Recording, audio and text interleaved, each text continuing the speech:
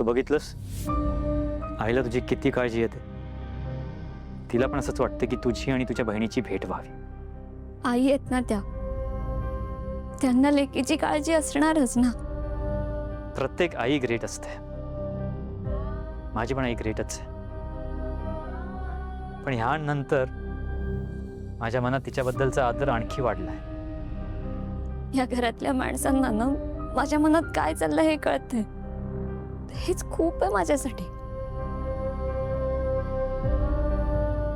नाही मीरा, हे सगळं तू कमवलंयस. आपण जे दुसऱ्यांना देतो आपल्याला त्यांच्याकडनं परत तेच मिळतं. मग ती कामाची जागा असो, मैत्री असो किंवा नातं. तू या घरच्या लोकांना आदर आणि प्रेम दिलंय आणि आता त्यांच्याकडनं सुद्धा तुला तेच परत मिळतंय. पण वेदाचे बाबा, मला ना एक भीती वाटते. आपल्याला माझी ताई भेटेल ना? अगं का नाही भेटणार मीरा? इनफॅक्ट आजपासून आपण बाकीच्या सगळ्या गोष्टी बाजूला ठेवण्या या गोष्टीकडे लक्ष देऊ. हे आपल्यासाठी प्रायोरिटी असेल. ओके, शोधून काढू आपण तुझ्या बहिणीला.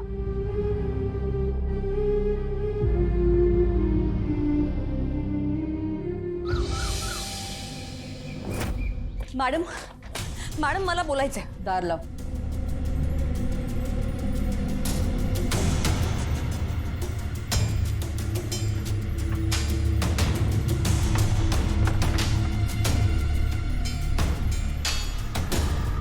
तुम्हाला मीराच्या बहिणीचा शोध का घ्यायचा आहे?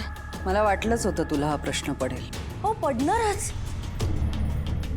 आत्ता अचानक मीराच्या बहिणीचा शोध का घ्यायचा आहे? नाही, मला असं वाटतं की आधी तुम्ही ठरवा की तुम्हाला तिचं चांगलं करायचंय की वाईट करायचंय.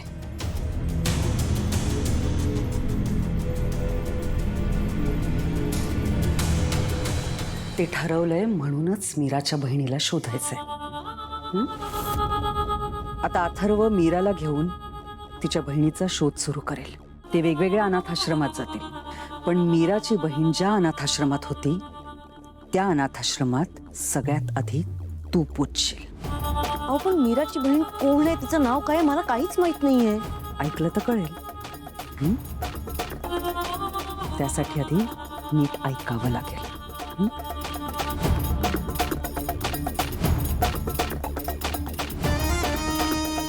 रामपुरेंचं जे अनाथाश्रम आहेस तिकडे तू जायचंस.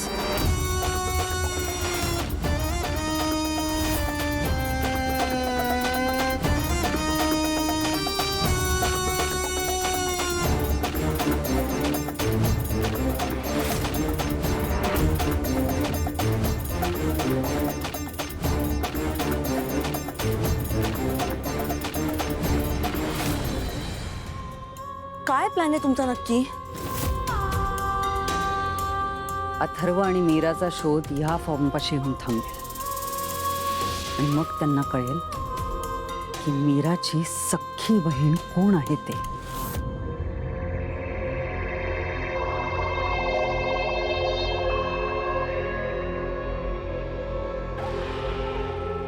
ती तू असणार आहेस माया. व्हॉट? नाही नाही, हे इम्पॉसिबल आहे. मी त्या फालतू मीराची बहीण नाही होणार आहे. अथर्वशी लग्न करायचं असेल तर त्याआधी तुला मीराची बहीण व्हावंच लागेल माया. नाही नाही मॅडम, मला नाही जमणार हे. विचारत नाहीये तुला, सांगते. अंबिकाच्या खुनाचं रहस्य मी अजून कोणाला सांगितलेलं नाहीये माया.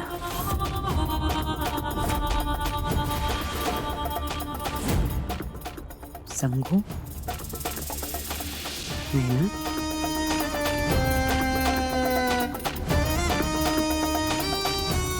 जा कामाला लाग. आज कदाचित तुला दिवसभर बाहेर राहावं लागू शकतं. ठीक आहे, पण मीराच्या बहिणीचा शोध घेत अथर्व अनाथ आश्रमातच पोचेल हे कशावरून? त्याची काळजी तू नको करूस. तुला सांगितलं तेवढं कर.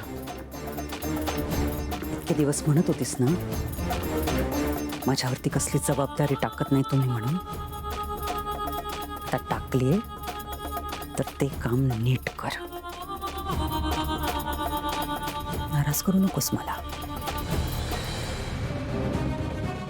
जा.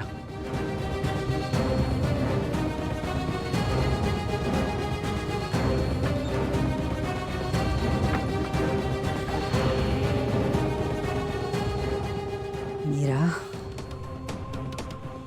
तुझ्या आणि माझ्या खेळाला आता खरा रंग चढणार आहे.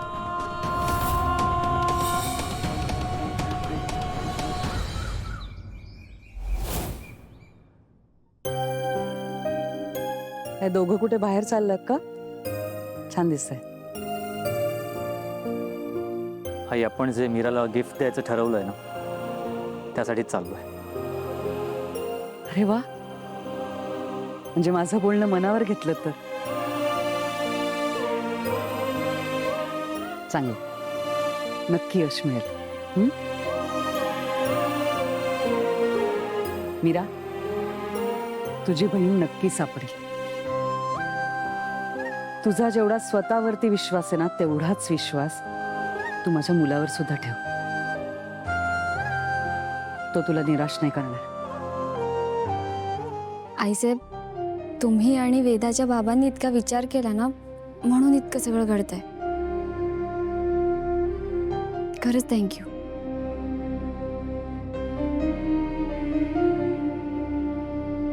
आणि तुझी बहीण सापडली ना, तर सगळ्यात जास्त आनंद मला होईल.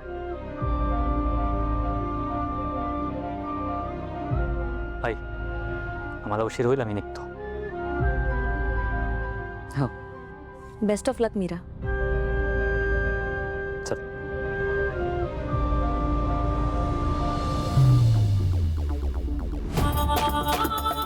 मॅडम मी निघते. माया, एक गोष्ट लक्षात ठेव. तुला दिलेलं काम सगळ्यात सोपं आहे. चूक होता कामा नये. आणि चूक झाली तर त्याचा काय परिणाम होऊ शकतो तुला कल्पना आहे.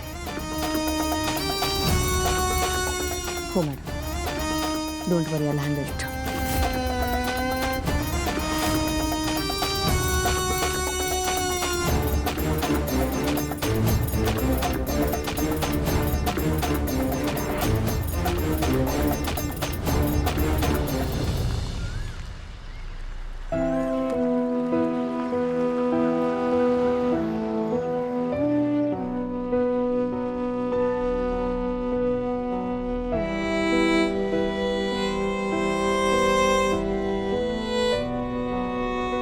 मीरा, काय झालं?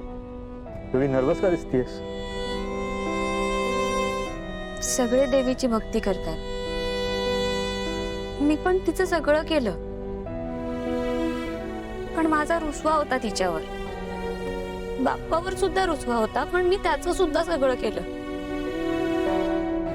पण निरोप घेताना मात्र मी त्याच्याकडे हट्ट धरला होता. काही झालं तरी मला माझी ताई भेटलीच पाहिजे.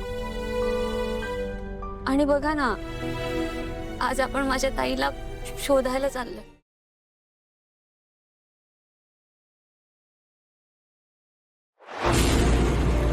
तुला जपणार